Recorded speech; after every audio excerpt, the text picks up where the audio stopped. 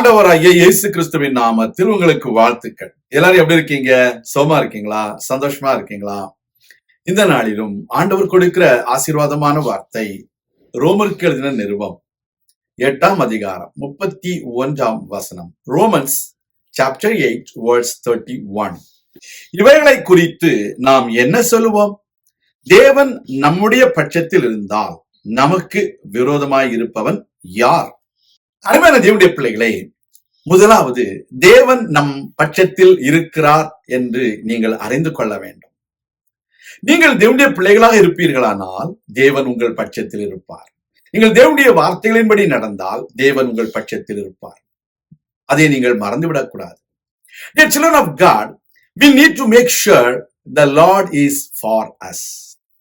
When we follow the commandments of God and we obey all the commandments of our God, He will be with us.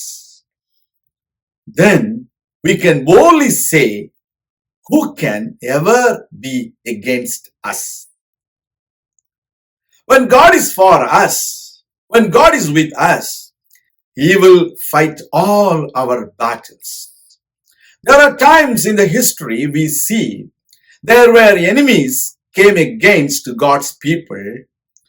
When God was with them, they won the battles. God prospered everything, whatever they did. Today, first of all, we need to make sure that the Lord is for us. We need to follow the commandments of God. Unless we do according to what the Lord says, He won't be with us. Because He is a just God. He expects us to follow Him, to follow His instructions. That is what every human being says also.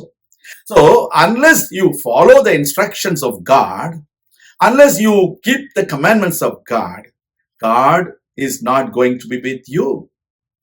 So, we need to understand, when God is with us, nobody can stand against us.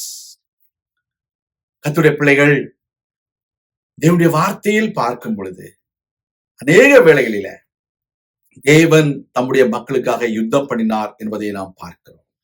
அவர்கள் தேவனுடைய சித்தத்தின்படி செய்தார்கள், தேவனுடைய வார்த்தையை கடைபிடித்தார்கள், அவர்கள் வாழ்க்கையில வெற்றி உண்டாயிருந்தது. அதுதான் உண்மை.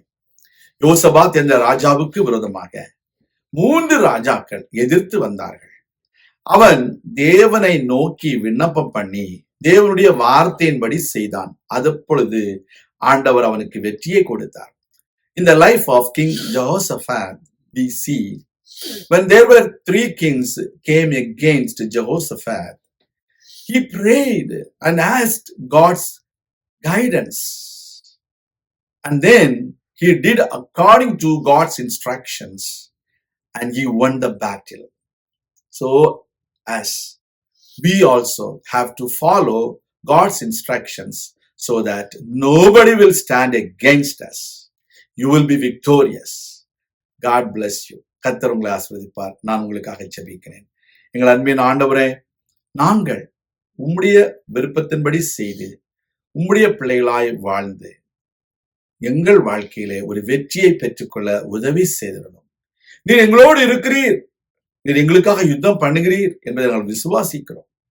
இது எங்களோடு இருக்கும் பொழுது எங்களுக்கு எதிராக யாரும் எதிர்த்து நிற்க முடியாது என்பதை நாங்கள் அறிந்திருக்கிறோம். கர்த்தாவே, எங்களை தாழ்த்தி உம்முடைய கரங்களில் ஒப்பு கொடுக்கிறோம். நீர் எங்களை பயன்படுத்தும்.